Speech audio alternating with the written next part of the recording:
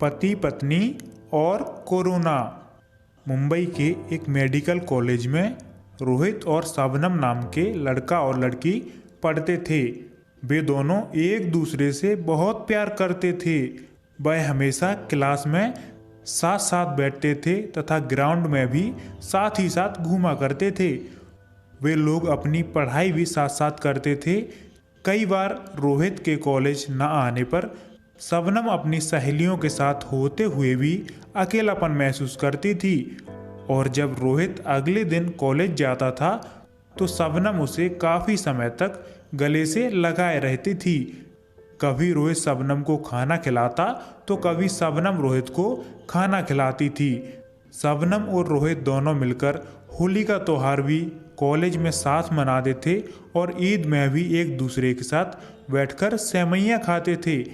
कभी वह मंदिर में साथ पूजा करते थे तो कभी मस्जिद में साथ में इबादत करते थे।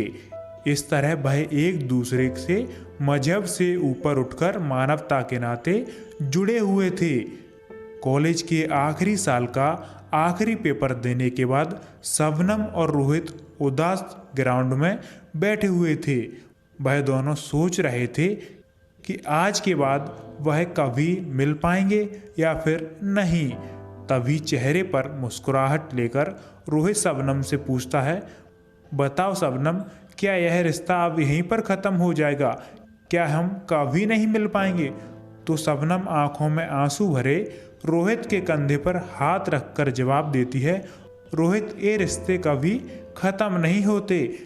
यह कहकर शबनम फूट फूट कर रोने लगती है और इतना ही सुनते ही शबनम की सहेलियां उसे चुप करा लेती हैं। शबनम की अत्यंत उदास व्यवस्था देखकर रोहित उससे पूछता है, क्या तुम मुझसे शादी करोगी? इस प्रस्ताव के लिए शबनम तुरंत हाँ कर देती है और शबनम के मुंह पर खुशी की लहर दौड़ पड़ती है।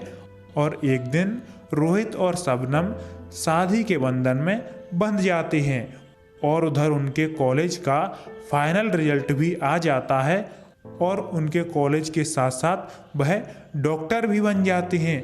कुछ सालों के पश्चात शबनम और रोहित उस समय दो जुड़वा बच्चे लड़की और लड़के को जन्म देते हैं और उनके साथ साथ मुंबई के एक सरकारी अस्पताल में वह दोनों डॉक्टर और डॉक्टरनी के रूप में कार्यरत हो जाते हैं।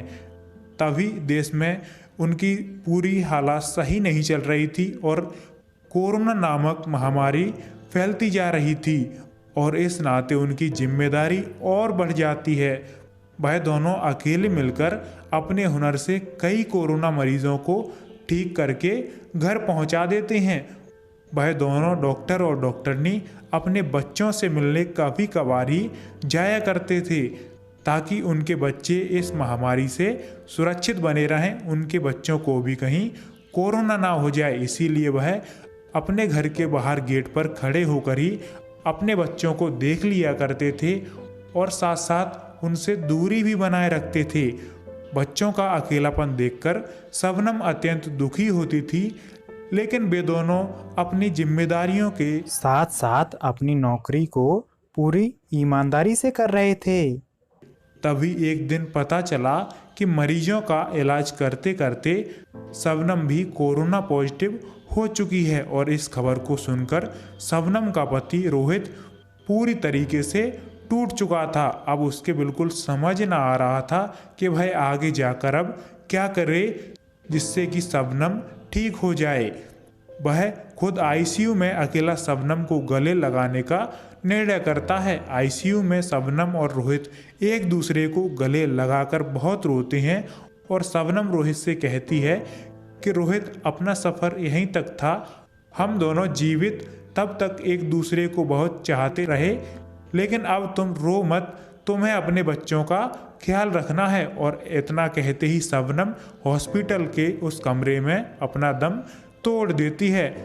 लेकिन अनहोनी का यहीं तक मंजूर नहीं था। शबनम के संपर्क में आने के बाद रोहित को भी 14 दिन बाद कोरोना हो जाता है और इसके बाद ही रोहित भी कोरोना पॉजिटिव पाया जाता है।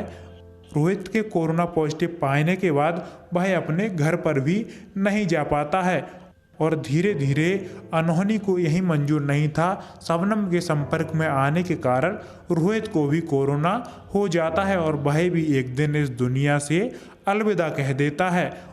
और इसी तरीके से उन दोनों डॉक्टर की प्रेम कहानी कोरोना की बलि चढ़ जाती है। उनके दोनों जुड़वा बच्चे अनाथ होकर चुपचाप से घर में रहते हैं।